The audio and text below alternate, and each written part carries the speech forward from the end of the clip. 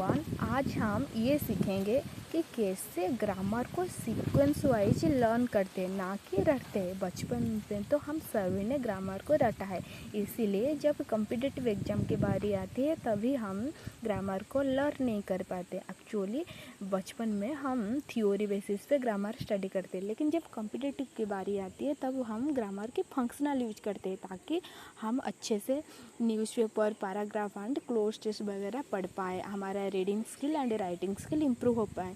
Let's start it. मैंने grammar को 2 part में डिवाइड किया है। 1 part of speech, phrase, clause, sentence, time and tense, subject verb agreement, conjunction, relative clause and punctuation.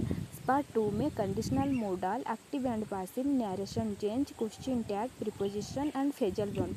Part of speech को बचपन में हम ऐसे पढ़ते हैं ताकि हम याद रख पाएँ what is verb, what is noun, but इसका कोई नीड नहीं होता। जब हम एक पैराग्राफ और क्लोज स्टेट पढ़ते हैं वहाँ हम जान ही नहीं पाते कि कौन इसमें वर्ब है, कौन इसमें नाउन है।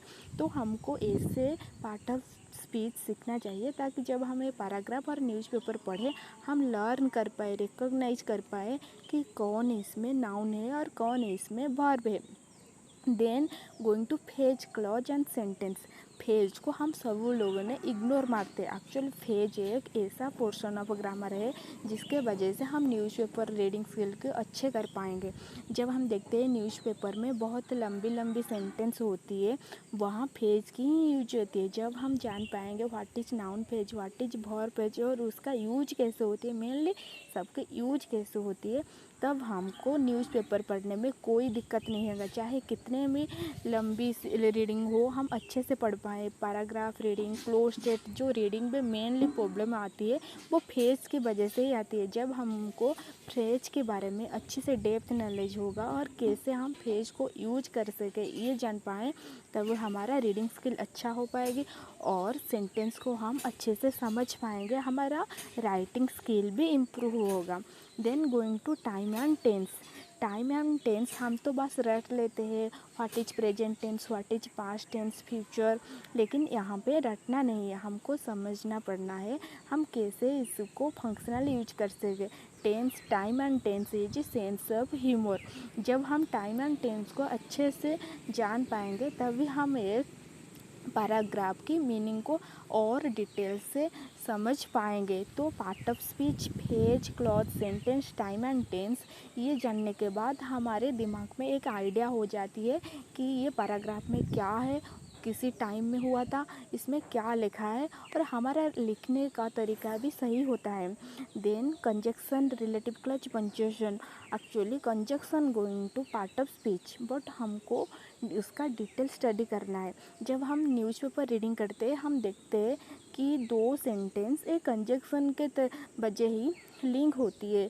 तो कंजक्शन इज मेन पॉइंट होती है जहाँ 2 सेंटेंस को वो जॉइन करता है। तो कंजक्शन बहुत इंपॉर्टेंट होती है। कंजक्शन के थ्रू हम जान पाते हैं कि वो सेंटेंस का मीनिंग क्या होने वाला, वो सेंटेंस हमको क्या बताने वाले हैं, उसका सेंस क्या होगा। और पंक्चुएशन को हम तो सब इग्नोर करते हैं, पंक्चुएशन भी इतना इम्पोर्टेंट है जितना कंजक्शन इम्पोर्टेंट। मैं फिर से बोल रही हूँ, फ्रेज, कंजक्शन, पंक्चुएशन को इग्नोर नहीं करना है। जब अगर आपको अच्छे से इंग्लिश लर्न करना चाहते हैं तो ये तीनों को इग्नोर नहीं करना है ग्रामर के पोर्शन में।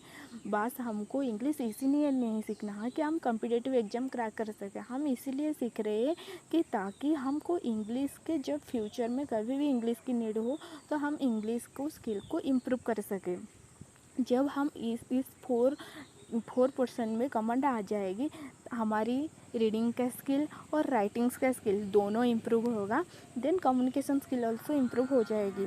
Then going to part two में conditional, model, active, passive, narration, change, question tag, preposition और फ्रेजल वर्ब। कंडीशनल तभी पढ़ना जब हम टाइम एंड टेंस में थोरो हो जाओ, तभी कंडीशनल को स्टार्ट करना। मॉडल पढ़ने से हम एक सेंटेंस को मॉडिफाई बारे में जान पाएंगे, इसीलिए हम मॉडल पढ़ते हैं। देन एक्टिव एंड पैसिव, जब हम वर्ब को अच्छे से थरो कर लो उसके बाद एक्टिव एंड पैसिव स्टार्ट करो, देखना बहुत ईजी होगा। देन नरेशन, चेंज और क्वेश्चन टैग, इसको तो हम पढ़ेंगे। प्रीपोजिशन और फ्रेजल वर्ब के बारे में भी पढ़ेंगे। Thank you everyone.